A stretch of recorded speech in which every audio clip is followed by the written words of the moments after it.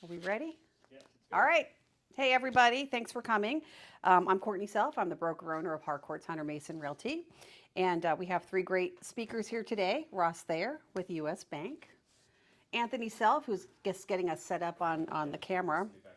He'll be here in a second. Um, Ross, of course, being with U.S. Bank, is going to be speaking about loans, mistakes buyers make when they're buying a home, interest rates, a little bit of what the market is going to be doing. Tony will be speaking about investment property as well as property management, and Leonard will be speaking about the balcony inspection bill, SB 326, and then there's another bill that pertains to apartments and things like that. So it's very similar. So I assume you're going to talk about both of them.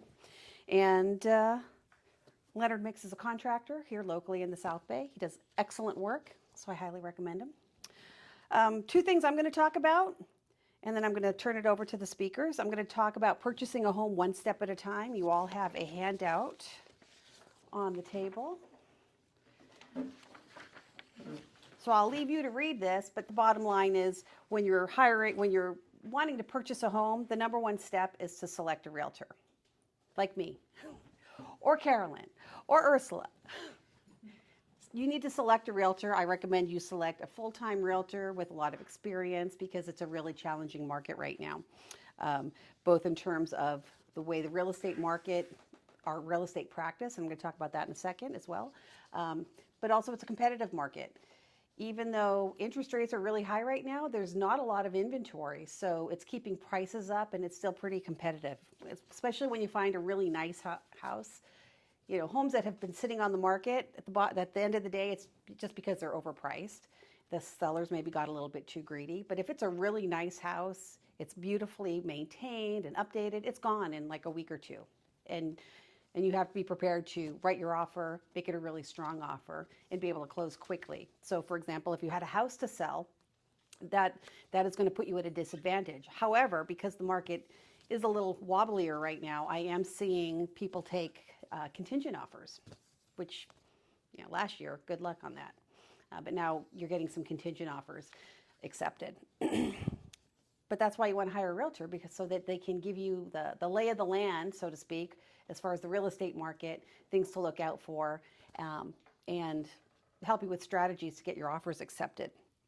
Once you talk to a couple of realtors, we always bring our clients in for initial consultation. We're going to talk about, at that consultation, we're going to talk about how you hire us to work for you, how we get paid, because that's a new thing that's been coming up a lot lately.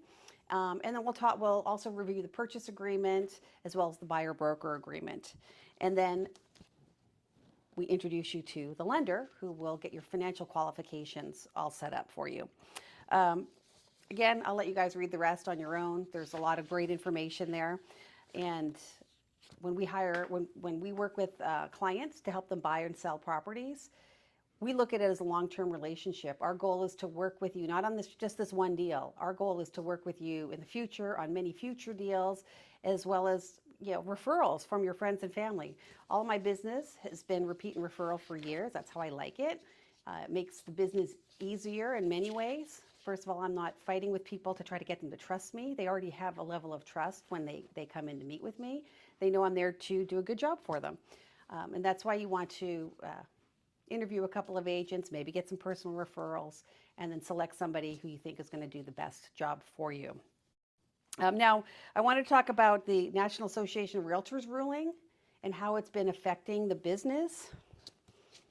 Bottom line is it hasn't really affected it a whole lot lately, other than to freak out a lot of the real estate community and some of the buyers, because and sellers too. We've had a couple of sellers thinking they no longer have to pay a buyer's agent commission. That's really not the case. At the end of the day, what the ruling is that we're no longer going to be required to, or we're not going to be allowed to offer a buyer's agent commission in the MLS, and that will go into effect August 17th of this year.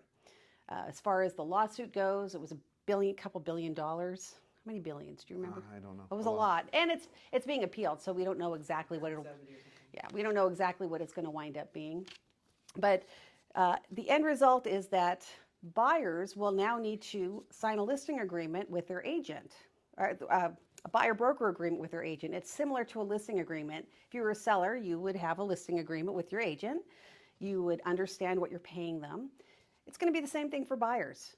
So the buyer broker agreement will spell out what I'm going to receive as compensation as an agent and how that's going to get paid.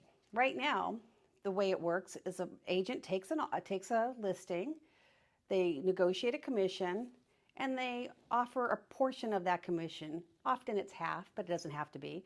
They'll offer a portion of that commission to any agent that can sell their property for them, can bring a buyer in for them.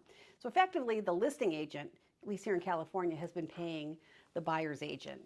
But now, the buyer and their agent will have an agreement up front as to how much money that agent is going to be charging. And you may be if you're a buyer, you may be paying that agent yourself out of your own pocket. You may be adding it to the sale price of the property, and that's kind of how it works now. Or, you know, you may not be getting representation if that's something that you're not willing to do. But it's changing. It's something that's new. We haven't seen how it's going to play out within the real estate community yet. At the end of the day, it might wind up to be nothing. It might be a big fat nothing burger where we still do everything the same way. I'm an agent. I call up the listing that my client's interested in, ask that agent, are you offering buyer compensation? They'll tell me yes or no, and we'll write up the offer accordingly, which is kind of how we do it now. Except now it's printed in the MLS. We know in advance. We'll just have to take the extra step of making the phone call. Does the listing agent have to tell you what the compensation is, though? They don't have to. They can't. I mean, it's in their best interest. I mean, if I'm a seller and I want to get my property sold for the highest and best price, I want other agents to show the property. I want them to bring their buyers in. If you're only depending on the agent that you hired to list your home, you're going to have a much smaller group of buyers coming through. Your goal as the seller is to get the highest and best price. And the best way to achieve that is by hiring an agent who's going to represent you and who's also going to cooperate with other agents. So, this is, like I said, this is all new. Yes, sir? Please repeat the question. Yes. Okay, will do. All right, moving along, because I tend to be a little long-winded. We're going to turn it over to Ross Thayer with U.S. Bank. He's going to talk about mistakes home buyers make and how to avoid them. Cool. Thank you so much, and thanks for having me here, everybody. I'll try to not get off task and to keep everything moving forward. But just again to introduce myself, I'm Ross Thayer. I'm with U.S. Bank Home Mortgage. I've been doing loans in the South Bay for 39 years now. So I do think that I've seen almost everything that you could see out there. And so I'll try and run through and give some insight to first-time home buyers. And honestly, it doesn't even have to be first-time home buyers to benefit from some of this stuff. So some of the common borrower mistake, the most common mistake is not meeting with a lender right away and figuring out what the options are. You know, because I've had many clients even that have bought 3 or 4 houses that after I've met with them, they were like, oh, I really didn't understand all of that. So I really do try to give them all the variables so that they can make good decisions themselves. Once you can make a good decision when you have all the facts. And that's the end of the day. Whether you're buying a car, whether you're buying a suit, you know, or whatever, you want all the facts. What's the material? What's the, you know, is it more expensive for the insurance on this? I mean, those are the things you just don't know what you don't know. So meeting with a lender will help you to understand not only just interest rate and points, but how everything plays out and what your other options might be with more down, less down, et cetera. Credit is a big thing that I see people will come in. I oftentimes will have somebody will come in and the first thing they do is they think, oh, I've got all these accounts, I need to close them, you know, because I got too many accounts out. But a big mistake of that is if they still have balances on some of those accounts, now they've reduced their borrowing ability, so to speak. So say you got 5 credit cards with the $10,000 balance each, right? $10,000 available. So you got $50,000 total credit available. And maybe you've got $20,000 outstanding. So you've got 2/5, so you're about 40% of your credit is being used. But if you close out those 3 cards that you're not using, thinking, oh, I'm going to get rid of this, it's going to improve my credit score. No, it actually makes your credit score worse, because now it looks like you've only got 2 cards, you've only got $20,000 worth of credit available, and you owe $20,000. You're maxed out, and you lose way more credit points for something like that than you do if you had just left those other 3 or 4 cards open. And I see that happen frequently, because when they're going for a loan, they go and close those out before they met with somebody, and then their credit score dropped 30, 40, 50 points for something like that. I've seen other people will come in, they'll get a debt consolidation loan to pay things off. And sometimes that might be a good thing to do, but you really need somebody to look at the whole profile before you just go and do something like that. Because you automatically, when you get any new loan, you lose 10 to 15 points right off the bat, because it's a new loan and they don't know whether you can pay it or not. I mean, that's just how the FICO score works. So before people do that, I try to, hopefully I've been able to talk to them. The other thing people do is they'll pay off all their debt, and then they don't have enough cash for down payment, or maybe they have enough for down payment, but they don't have enough for closing costs because they never realized, how much closing costs or property taxes and all that stuff may be. Or they don't have enough money for all that and reserves.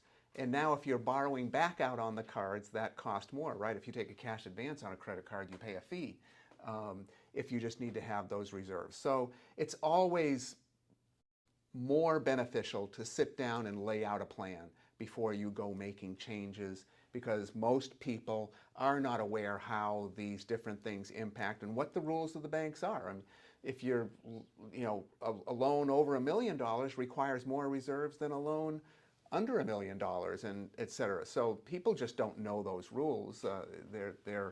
And they can vary from lender to lender, but generally speaking, we're all about the same. I mean, Wells Fargo's rules aren't tremendously different than my rules. So those are 3 things that I have come up frequently. Assets, I still get people who will say, I've got cash under the mattress.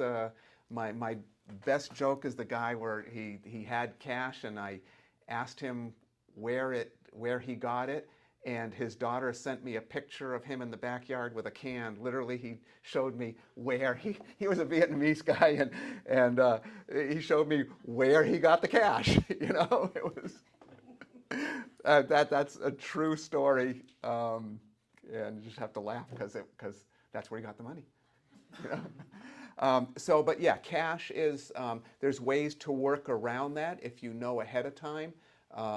So I get people who will have cash and $10,000, or, and they'll just put it in the bank, and then it shows up as a deposit, and I can't track it and I can't document it. But, it's okay to get a $10,000 gift. So if they gave that $10,000 cash to their parents or sibling and said, give me a gift I don't have to season gift money, but now if they got the 10,000 in there, 10,000 was magically withdrawn, 10,000 was magically given. That gets a little harder to explain to an underwriter, and that to not large degrees, but that does come up frequently. So again, better to talk to a lender. Self-employed people not showing enough income, especially this time of year, I'll get people say, I just got my tax returns done, I want to get a loan.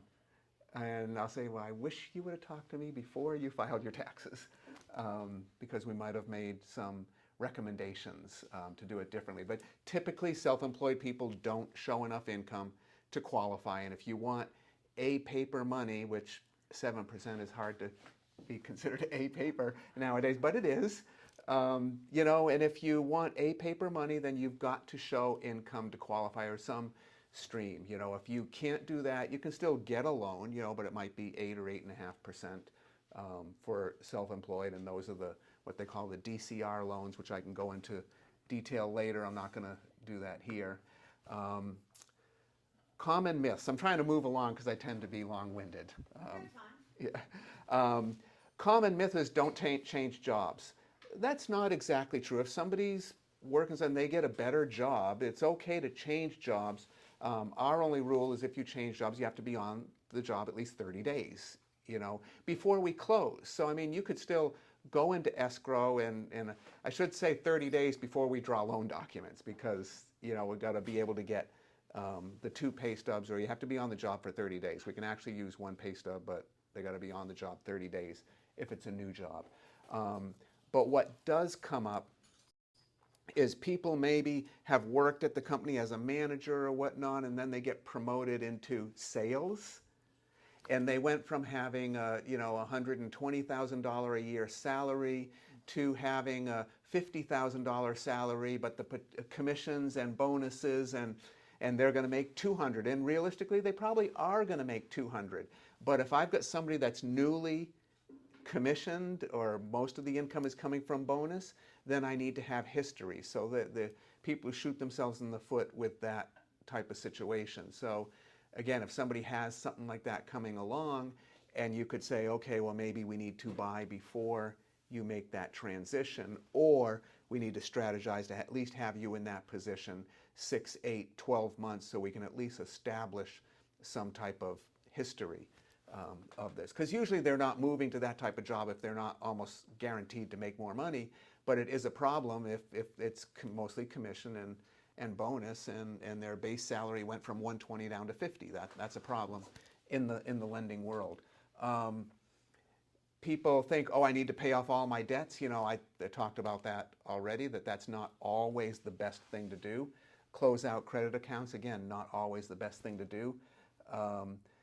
People always think, oh, first-time homebuyer programs, I want to be able to save myself for the first-time homebuyer programs. And they think that they're going to, if rates are 7, that they're going to get a first-time homebuyer program at 4%. That is a common, I don't understand where that thought came from, but people just think these programs are so fantastic. And I'm not saying they're bad, but they typically don't come with cheaper interest rates to start with. Most of them, usually the benefit of them is maybe you can get no mortgage insurance, or maybe you can get some credits for closing costs, or maybe you can get I'll go over some of this later, but a no payment second trustee where they'll give you, 3% or 3% of the money for down payment with no interest, or 1% interest but no payments and no compounding. But at the end of the day, they're not cheaper interest rates. They give you other perks to help people get into the house. And again, Tony can probably speak to this. People always think foreclosures are a great deal. Foreclosures are not always a great deal. They can be a good deal if the bank is motivated to sell it. But I always tell people at the end of the day, the people representing the foreclosure property, from the bank person down to the agent, they're professional sellers. Their job is to get the best price for that house. So if it's a market that's moving forward rapidly, they're going to get the best price possible, and the contracts are always in their favor, right? The foreclosure, the bank REOs are always tough contracts to hold to it, and it can be a good deal. What you do have with a bank is the property's out there and they want to sell this property. At the end of the day, their job is to sell the property, where a typical homeowner may take the home off the market if they're not getting their price. The bank REO is not going to do that. If the price is if there's a lot of homes on the market, or it's got something funky, then they're going to sell it at whatever price they can get for it. They're not going to take it off the market. But it is truly not always a better deal. I got a question Sure. regarding foreclosures. Can you only get a foreclosure by going to, like, the courthouse steps? No, well, that's the trustee sale that you're okay. talking about there. So it's not foreclosed Oh, it's not yet. actually- Repeat the question.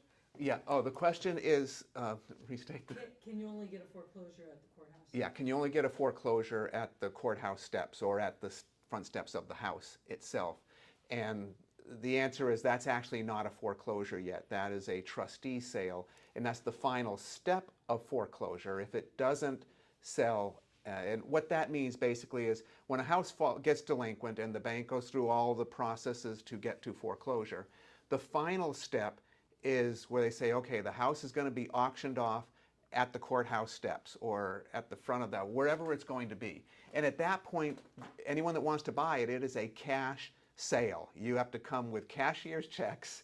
You know, I've been to them. You come with a $100,000 checks and $50,000 check, just like you would come with 20s and 10s and 5s to the store if you were buying something for cash. You're going here with cashier's checks for all different denominations to make up the price that you're going to pay for that, willing to pay for that property.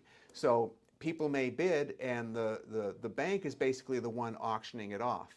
And if once they get enough to cover their loan, they could sell the property at any point. So if they get more than that, then they have to give the previous owner whatever the extra money is. But then once that's done, if nobody bids up to the amount of the loan, then the bank basically buys it for the amount of their loan, and then it is a foreclosure at that point. Sorry, did that answer the question?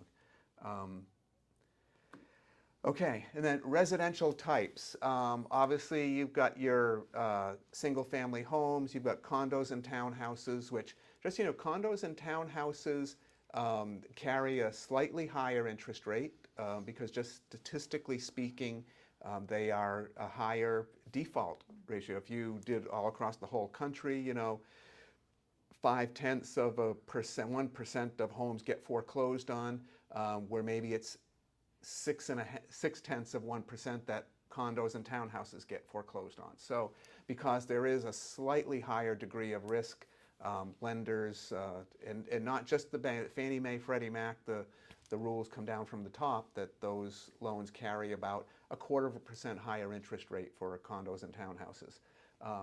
Units, 2 to 4 units, those again come with a higher, little higher interest rate, which usually it's about 0.5% higher for 2 to 4 units.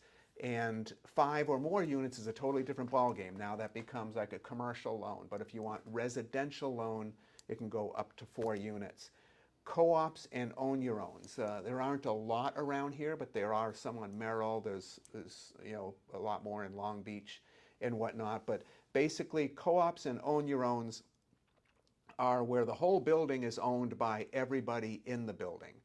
And so you actually, say there are 50 units in a co-op building, every particular owner owns a percentage of the whole building. And usually there's only one master bill, like water. Sometimes they've now broken up tax bills, but in the older days it was one tax bill. But you couldn't get standard financing. You couldn't get Fannie Mae or Freddie Mac loans on those properties. And most people know who Fannie Mae and Freddie Mac are, but basically those are government agencies that kind of set the rules that we all follow in the industry. And it covers all loans up to $766,000. So in most of the country, that covers all the loans. Out here, you know, it's a little different story, but Fannie Mae and Freddie Mac make up a lot of the rules that we follow, and all the things that I'm mentioning to you now are typically Fannie Freddie rules. But they don't do co-ops and own your own, so you have to get different types of loans, which comes with anywhere from 1% to 2% higher than what the normal loan rates, the going loan rates would be. Ross, Yes. does it also include tenants in common? The question is, does that include tenants in common? Well, most tenants in common buildings are some version of own your owns or co-ops. That's maybe just another word for that type of building. But again, yes, standard Fannie Freddie won't do those loans. And then owner-occupied versus non-owner-occupied. Obviously, if you're buying a home to live in, those statistically have a lower foreclosure ratio. You know, you're going to do everything you can to save the roof over your head. You know, but if it's the roof over somebody else's head, you know, you're going to save your house before you're going to save that house. So statistically speaking, rental properties, investment properties have a higher risk of default, and therefore they carry a higher interest rate, generally about 1% over the going rate right now is what an investment property would go for. impact on interest rates or impact on the real estate industry, it's no secret that the Fed has raised rates significantly. I think everybody is aware of that. Mortgage rates actually started climbing in November of 2021. The Fed didn't start hiking till March of 2022. And that's something that, again, that you will typically see. The mortgage industry is looking, hey, where do we think interest rates are going to be 6 months or a year from now? So if they already saw signs that the Fed was going to most likely have to start raising rates. So our rates already had started going up by then. The last Fed rate hike was July of 2023. So we're actually coming up on almost a year that the Fed has just held the rates here, and their whole thing has been, those who heard me speak before, the higher for longer, that they're just holding the rates here. I'm not going to get into the whole quantitative tightening or quantitative easing because that's too convoluted for this. But they have been doing quantitative tightening, which is another way of being restrictive on the market. But they are easing off on that, so we're hoping to see the rates maybe dip below 7 sometime in the next month or so, because they are going to stop doing, or they're going to lessen their quantitative tightening. And overall, interest rates have just made it more expensive to buy a house, and it's made it tougher to qualify. I mean, that's no secret. The higher rates have cooled the market, but it hasn't stopped the market. That's for darn sure. 2020, 2021, and even early 2022, houses were going up 15 to 20%.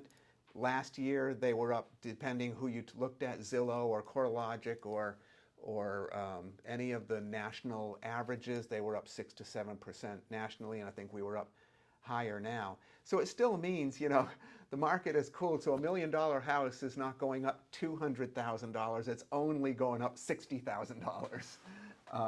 So people who want to wait, again, I do not recommend waiting.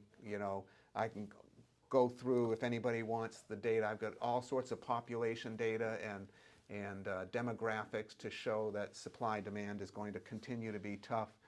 At least in my opinion, the next 5 to 10 years, I don't see,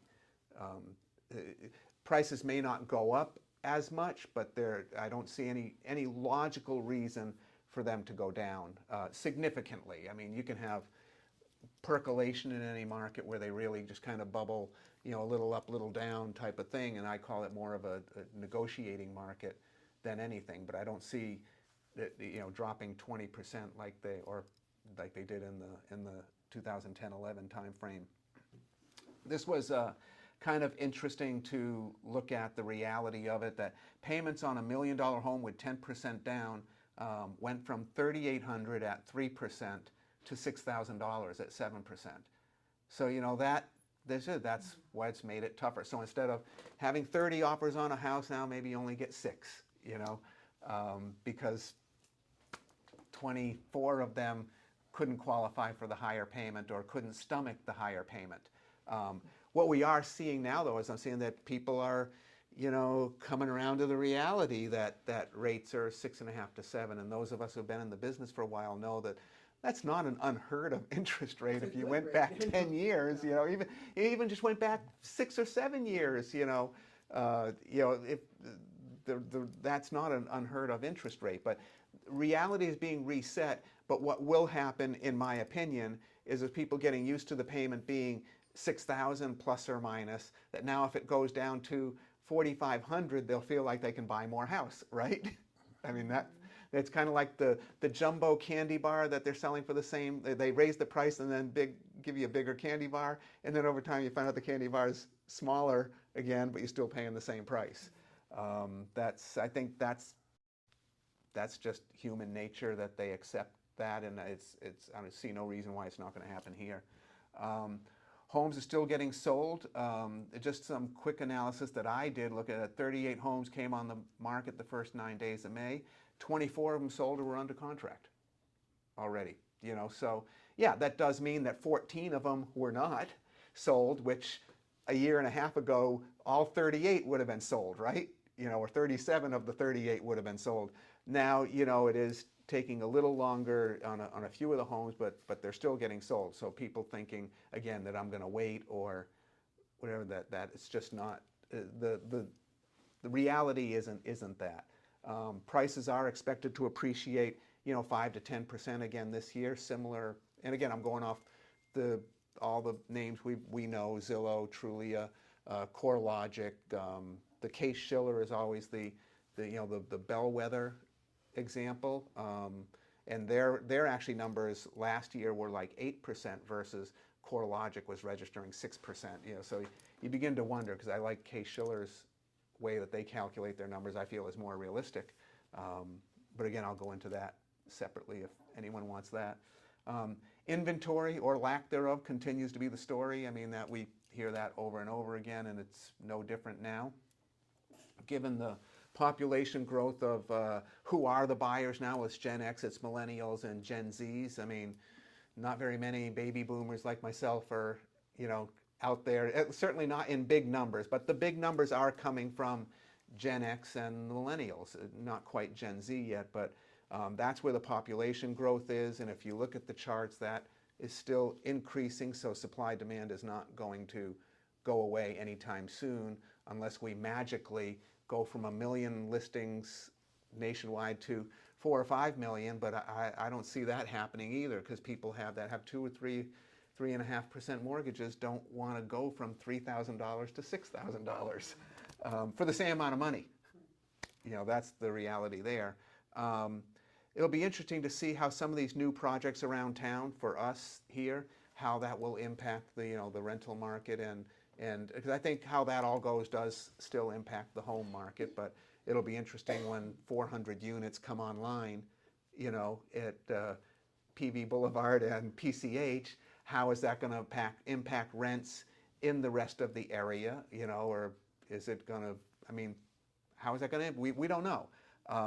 But at the end of the day, when those get absorbed, we're back to the same market that we've been in, so I just think that if anything, that'll create a 6-month or a year time frame where prices don't jump up 10-15%. Maybe they only go up 5%. First-time home buyer programs. This is, again, everybody wants to know about them. There are a few good ones that will still kind of sort of work around here, and this is again part of the sad reality of where an average home is $1 million, right, or more around here. But we do have some no money down programs, and basically how it works is you have to do a 3% down payment, but then you can get a 3% second trust deed. So basically, it's this little smoke and mirrors. You're getting a loan for 97%. You're getting a second loan for 3%. So there's your 100%. The second loan has no payments. The interest is only 1%, and it's not compounded. So it's just a simple 1% interest per year, and it's nothing at all is payable until you pay off that loan. So you could literally have your house for 30 years, and in 30 years you'd have to pay off that second. And we all know that the 1% compounded versus 1% not compounded is a huge, huge difference. And so, it's a pretty good loan. The catch is that the maximum income is $194,000, and the reality is at $194,000 worth of income, you're buying about an $800,000 house, or about a $725,000 or $730,000 condo. So it's a great loan if you're in that range, and the interest rate it's a market rate. It's around 7%. But you do have to be under that income level to get this loan. And it's in the sheet there, Carolyn. Okay. And then you cannot have owned a home in the last 3 years. So you don't have to have been a first-time home buyer. You just could not have owned a home in the last 3 years. And that's different than that Dream for All loan. You guys have probably all heard where they were giving 20% down, and it was equity share. And I don't know how many total applications were put in, but it was a lotto, and they were only giving out 1,700 of these grants. And the last I had heard is there were like 20,000 applications for 1,700 of the grants for it. So that was still a good loan, but but that you had to be a first-time generational buyer. Like your parents could not have owned a home to be able to. And I don't remember if they went to grandparents or not. 'Cause again, the money went so fast, I didn't get all the rules. But I know for sure your parents could not have owned a home, and you could never owned a home. You had to be a first-time generational owner to be able to apply for the hope of getting that loan. And even that in and of itself wasn't as good a deal as, it was a good deal, I'm not saying that, but there was 20% equity share. So, and that equity share was not considering the commissions and stuff. So if you bought a house and went to sell it a year from now, you had to pay all the commissions and everything, but you had to equity share the whole amount.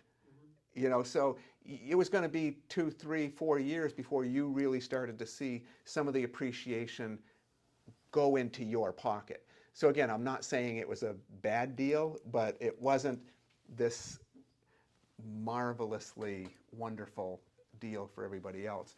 The other part that people don't realize, if they fit into this bucket of making under $194,000 and buying, you know, under, you know, $800,000, and that's $800,000 with no debt. If they have no car payments, no student loans, or no anything. And even if the student loans have no payments on, doesn't matter. We calculate a payment on. If you've got a $10,000 balance with no payments, we're still going to figure 1% of the outstanding balance as a liability.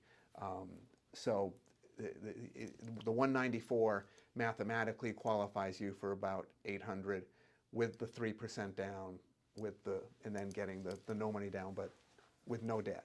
But you can also get a mortgage credit certificate, and this is something that a lot of people aren't, especially because we don't deal with it here at all, but it allows them to take, if they've paid, say, $20,000 worth of interest, 80% of that, so say $16,000, they can not take a tax deduction. They actually get a tax credit For 16? for that amount of money. It's actually can be a significant amount of money that they get as far as a tax credit. So that's something that a lot of people aren't aware of, and that's almost more valuable than the 3% down, in my opinion, especially as the dollar figures get higher. You know, when it was a $300,000 loan at, you know, and the 4% of the amount of interest they were paying, it was good, but it's funny how things have, that pool has gotten bigger, and it's now, you know, a $16,000 tax credit is a pretty nice tax credit. A lot of times that might be 100% of what their tax liability was. Can someone qualify for this, even though if they have some sort of down payment, and then add this to it? Yes.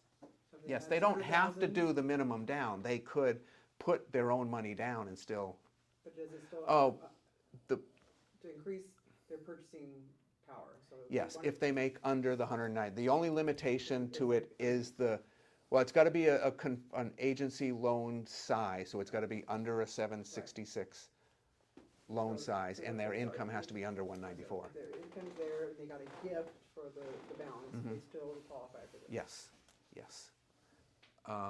So here I'm going with the maximum loan size is 766,550. The 3%. Oh, this is. I'm sorry. The U.S. Bank has a version of the program also, where again they can do 3% down with no mortgage insurance. So that's going to save somebody a few $100s a month. I think on a 750 loan, the mortgage insurance is like $300. You know, so that's a significant savings, and they can get an additional $5,500 gift for closing cost and whatnot. This is a U.S. bank. This is where the rub comes in for us, is 80% of Los Angeles median income. So the LA median income is $98,200. 80% of that is $78,560. The reality is you're not buying too much if you're at $78,560. But if you buy in some of these areas that are considered low to moderate income, oh, where'd my map go? Doggone it. I had a colored map. It's on the handout. It's but there are areas in San Pedro, Carson, Wilmington, where they're and going up the what we call the LA Strip. there. There are areas if they're in the, and I ran out I can see of, it, yeah. it ran out of toner, so I didn't get a color, didn't print color. But if they buy in any of those areas, we don't have an income restriction. Okay. So there are certain Is that areas. the RTV section of San Pedro? No, it's in San Pedro. It's kind of a jaggedy line, and I've got a map that I did where I kind of went in and manually labeled the streets. It's like Myler to 18th, and then Leland down to Pacific. Okay. But if they bought in those areas, there's no income restriction Holy Trinity. in those areas. Where? Okay, and then the LIPA program.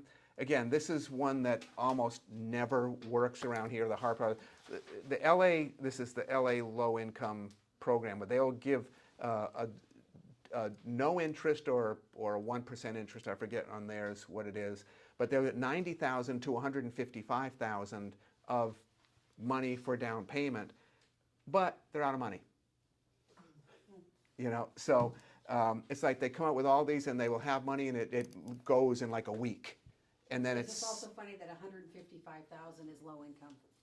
yeah, that they'll get, but they have to make 80% of the median is. They can't make any more than $78,000. So again, at $78,000, I'm sorry, but at $6,000 a month, that means, at $130 your income, you get $2,000.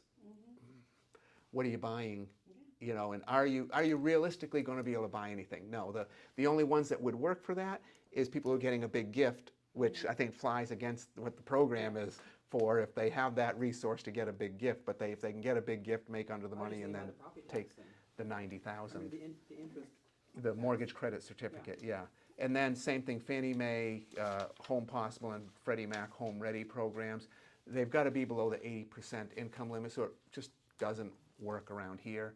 And I think that's it. All right, and then we have your slides, so Yep. thank you all. Thank you, It goes everybody. available, and then now it's on a Mr. Leonard mix. If you want to give a little background. Microphone, we can hear you. Talking to Leonard Smith. Hey, Leonard. Hey. Hi. All right. Here we go. I think this is working. So There's musical Leonard's going to chairs. talk about the balcony bill. And Leonard, if you also wouldn't mind giving a brief overview of your vast experience. How much time do we have? You talk on your slide. Here we go. Okay. I've been a contractor in California, Nevada, and Arizona over 20 years. I'm also, let me sit down here for a second. I can't stand and think at the same time. I'm also a residential building inspector certified through the International Code Council. And that's a certification that most, if not all, of the municipal inspectors will either have or be required to obtain. So, and what I'm going to talk about today, and Courtney mentioned it a little earlier, there are two bills, but I'm going to just kind of focus primarily on the Senate Bill 326, which deals with condominiums. And the genesis of this was an event that happened in Berkeley on June 16th of 2015. Unfortunately, a bunch of college kids were on the balcony of an apartment in town, having a good time. I think they were celebrating something, and the balcony gave way. And as you can see in the picture, it kind of fell onto another balcony, and unfortunately, some of the kids wound up falling all the way to the ground. When they did the assessment, they determined that there were some obvious problems with the structure that was supporting the balcony. Has anybody heard about this? Does anybody know anything about this? Anybody want to venture a guess as to how old that building was? Didn't look that old. Looks like 90s, late 90s. Any others? 2000. It was about 10 years old. Wow. And just a quick aside, what they determined was the obviously it was not constructed. There were several factors. One, they didn't follow the plan, and they utilized, instead of timber, which is basically real wood, they utilized a man-made or engineered product, which structurally they're very similar. In fact, this was engineered to withstand the load that it had at the time of the collapse. But what the issue was, the framing members, that engineered material, got wet and had been exposed to moisture for a prolonged period. Wood can get wet, believe it or not, and dry out with very little adverse consequence. What happens to wood when it gets wet and doesn't dry out, that's when things can happen. And that's what happened in this case. It was exposed to moisture during the construction process, was sealed up, and then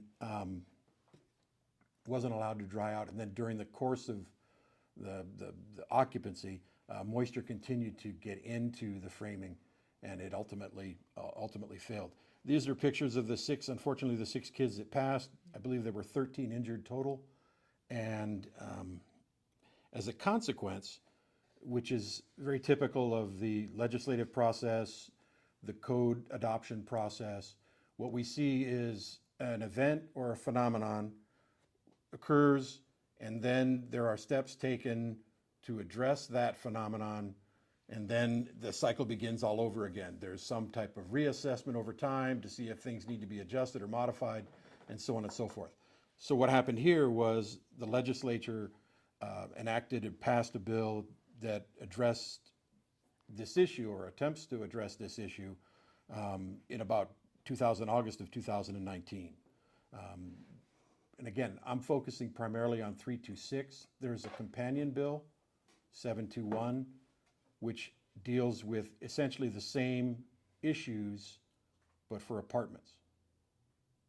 Why they separated them, I don't know. I think it deals with ownership, but 721, it deals with apartments, and 326 deals with condominiums, okay?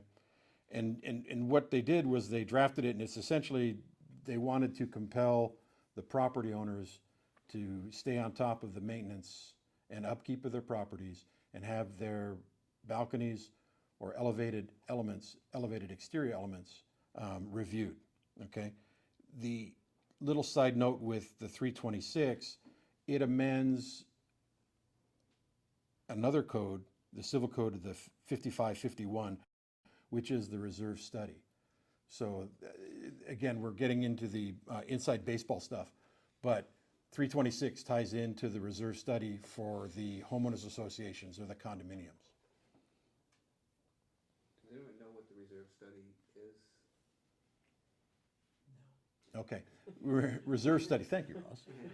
Does anyone know what the reserve study is? Anyway, it's essentially an assessment of the components of the structure, the roof, the siding, the plumbing, the heating, air conditioning, whatever is shared in common. And it provides the homeowners association and the owners some ideas to what they have, how long it'll last, and what condition it's in. So they can make they have a reasonable expectation. They can forecast or fund their account accordingly. That's it in a nutshell, okay? And part of this is the exterior elevated elements, going back to the law, and exterior elevated elements are balconies, decks, porches, stairways, walkways that extend beyond the exterior walls of the building, and including their support and railings, which are 6 feet or more above the ground and primarily wood-based. So if a structure has balconies that are constructed of steel, and they wouldn't fall under this. They wouldn't be required to do a SB 326 assessment or inspection, okay? Here's, again, a rudimentary example of what we're talking about. You see it has the wood railings, okay? It has the wood framing, the wood posts, that type of thing. And again, we're assuming that all of this is 6 feet or more above the grade, above the ground. And this is what the SB 326 and the 721 for apartments are talking about. They want somebody to go in and take a look at these to see what condition they're in and if there's any current problems or potential future problems with the structure. Okay. The purpose, again, of the triple E, we'll call it the triple E inspection, is to determine that the exterior elevated elements are in generally safe condition, adequate working order, and free from any hazardous conditions caused by fungus, deterioration, decay, or improper alteration. That unfortunate situation up in Berkeley, some of the information, somebody asked, was there some type of warning? Did they have any kind of heads up as to something was going on?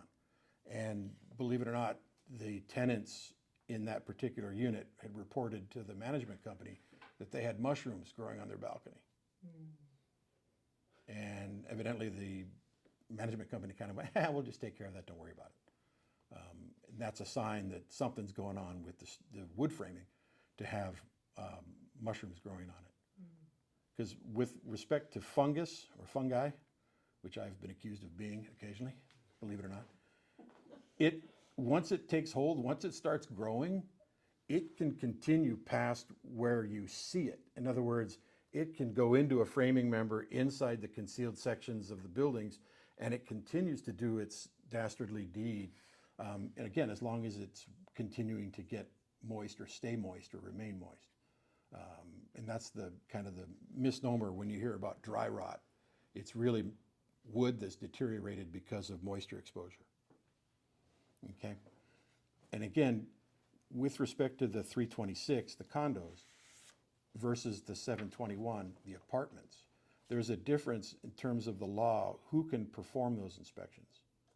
With regard to condos, the law says that the inspections shall be performed by a licensed architect, licensed civil, or structural engineer. With the 721, the apartments, the law allows for general contractors, either A or B, so long as they have 5 years of experience or more. They can be, again, architect or structural engineer. And then they also allow for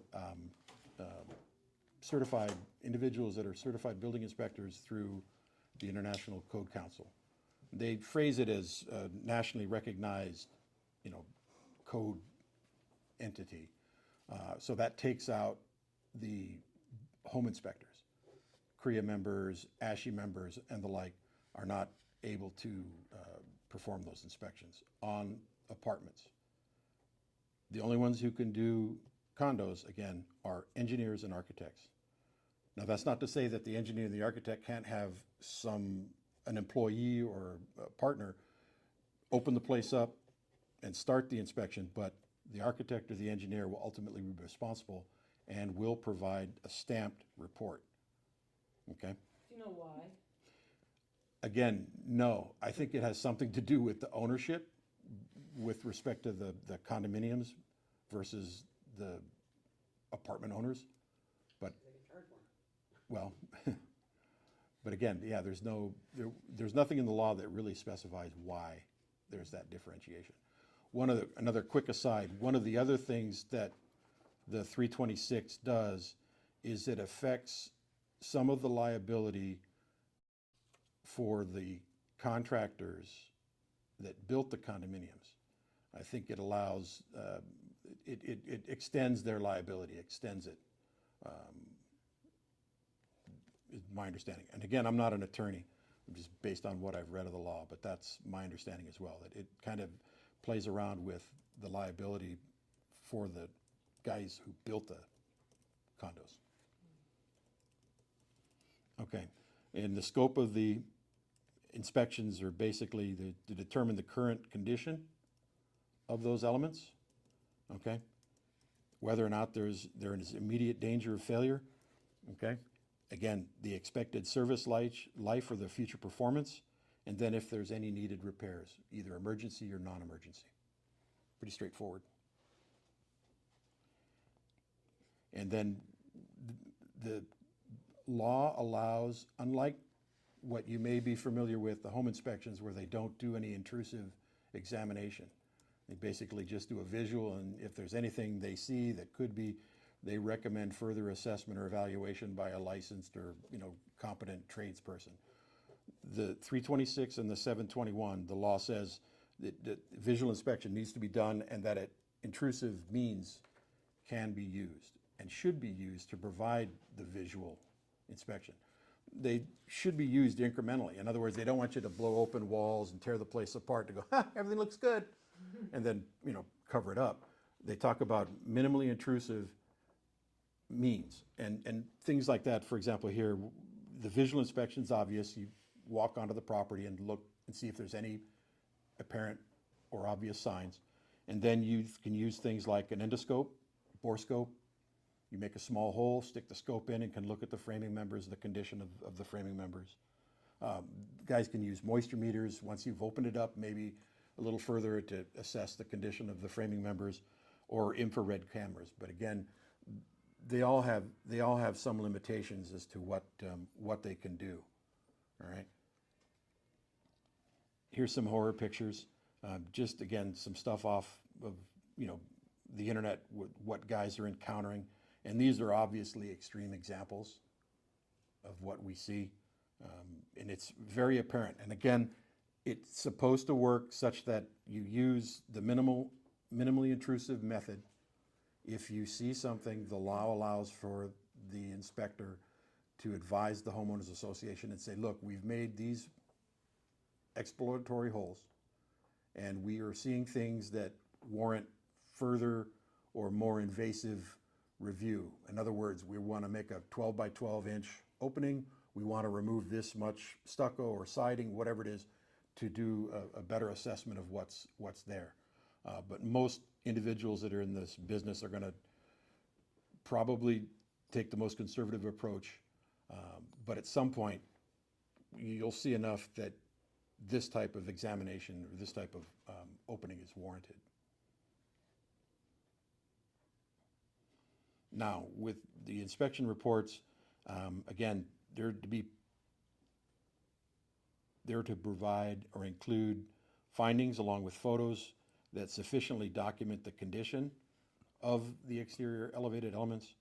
They must provide, and again, be stamped, signed by the inspector and provided to the HOAs within about 45 days or sooner if there's obviously imminent danger or problem. Is there any requirement to report this to the city? Yes, yes. And again, thank you. There are requirements. The question was, is there a requirement to report this to the city? Yes, to answer your question, but it varies by jurisdiction. I've talked to some of the local building officials, and they all have a different position on what their department is going to do. There's a department up in Northern California that's actually assessing fines and taking steps to solicit responses from all the HOAs in the area, whether they've complied, need to comply, or if they have and there's some issues that they're being addressed. I believe Redondo, if there's an imminent problem or if there's a sign that there's significant damage, that it's reported to the city and that the city is having their code enforcement folks take the ball and run with it. Okay, but remember, the code or the law allows for jurisdictions to recoup costs and to assess fees associated with this. Some are doing it, some are not right now. But we all know that it's a potential revenue source, and sometimes the cities are looking for any and all means to help offset the cost of operations. Okay? Again, the HOAs must keep these reports for 2 cycles. HOAs every 9 years, 721 apartments every 6 years. So that means in the case of a condo, it's 18. And then subsequent inspections, again, are to be done once every 9 years. Okay? And I just threw this in, the statistically significant sample, easy for me to say. When you read it, that's pretty much verbatim out of the law or out of the SB 326. and it's a little confusing. But essentially, they want a 95% confidence that the samples are going to reflect the entirety of the entire project or property, plus or minus 5%. Okay? So you're not in the 5%. Yeah, I mean, plus or minus, You're in the you know, bad unit. it is what it is. And again, I didn't write it, probably written by, obviously, some folks with more knowledge than I. The deadline for these inspections is January 1st of 2025. It goes on the books in 19, and it's now coming to a head, if you will. And I'm surprised at the number of folks that we're hearing from that had no idea this was out there. Okay. And I guess one of the questions that we get asked is, what happens if we don't comply? Okay. They both have, again, as I said, the code, the provision for assessing fees and recouping costs. And I think more importantly, as I've heard from several folks, the additional ramifications are things like it may impact funding and or your insurance coverage. So whether the cities jump on it may be immaterial. It's the lenders and the insurance companies that may present the greater challenge. That's pretty much it. Can I ask a quick question? Yes. Is there anything in there that removes liability or attaches liability to the inspector? I didn't see anything, but it's like anything else. If you do this work and something goes south, there's probably, I would suggest, E&O insurance. You know, but again, it's a good faith effort with some limitations with respect to the condition of the property and some of the challenges. Maybe there's heights and what have you, but it's pretty straightforward. I mean, if you know what you're looking for, you know where to look for it. It can be really apparent. I mean, I've looked at several hundred buildings over the last 20-something years, and I can tell you it's pretty obvious in most occasions where you see something that's not right. You know, you walk out there, it's squishy, the floor is flexing. You could see there's cracks in the membrane, the waterproof covering, flashings exposed or open. Yeah, there's some obvious things. Then it's just a matter of just making some holes and double checking. I think an architect or an engineer is gonna be hyper, like, more holes than not. Yeah. To cover their licensing. Oh yeah, yeah. And again, you're better to err on the side of having to make a few patches or put a few more plugs in than to find out something you looked at fell apart not too long after you looked at it, after you told everybody, hey, it looks good to me. And so one of the reasons that we want to make sure we get ahead of this as agents is because Leonard touched on it a little bit. It can affect your insurance. It can affect the loan, and Ross can speak to that. But you could be selling your client a property, they move in, and then now all of a sudden they have an assessment. Vanessa and I are in escrow on a property that had this very issue come up, and we managed to get it straightened out in the end, but it was 3 or 4 weeks of fighting with the owners and the HOA, and because of this issue, there's going to be a $25,000 assessment on each unit, and the HOA fees went up $130 a month. So you want to know this in advance so that it's something that you know to ask when you're getting your HOA disclosures. You don't necessarily want to bring it up to the lender, but you do want to get ahead of it and make sure that the HOA certification form is filled out correctly. But you definitely want your clients to know what this law is, and if they're buying a condo, how it could potentially affect them, because this could be a lot of money at the end of the day. Showing condos, I would ask. Yeah. 230 Has it South been done? Catalina has already had it done. Yeah. If anybody has a buyer for that. Well, one of the other things that we're seeing is that, and it's kind of not too much of a surprise to me, is a lot of these smaller HOAs are very loosely run. Yeah, it's an HOA, but. Well, and that's a problem with, Yeah. that's always been a problem with those HOAs. A lot of the 2 and 3 lots up in North Redondo, they will abandon the HOA. They say, oh, we don't have an HOA anymore. That's not true. They still have an HOA. And if it's not being run properly, you could run into a lot of issues with like termite. 'Cause a lot of times in a 2 on a lot, or maybe even a 3 on a lot, if they're all attached, the attic is common area. Even though you can't access one attic from the other, it's common area. And so if you're doing a termite inspection, when you're doing your inspections, and they find termites in the attic and, oh, it looks like the whole place needs to be tented, the seller's not required to do anything. They're only required to do an interior clearance because it's a condo. But the reality is the whole building could be falling down because it's full of the termites are holding it up. So you just want to know these things in advance so that you don't run into a problem later. Because the worst thing that can happen is you get a call from your client 3 months after they closed escrow, and they're like, I just got hit with a $30,000 assessment on the property, and how come I didn't know about that? And the HOAs, they all know, they should all know about this. They may not tell you, because a lot of these HOAs that are poorly run, they don't have meetings, they have no meeting minutes, so there's no way for you as the buyer or the buyer's agent to even investigate properly. So just something to look out for. And Ross, if you want to talk about the loan issues. Yeah, I just wanted to add on this one, Fannie Mae actually changed their requirements for the HOA questionnaire in September. Not all lenders have, most lenders kind of had their own HOA cert, as we call them. And it's only like lenders who are getting burned by this that they're doing the loans and then they sell them to Fannie Mae, and it's 60, 90, 120 days later by the time they sell a loan to Fannie Mae, and then Fannie Mae's coming back and saying, oh, well, you used the wrong HOA cert, you have to buy this loan back from us.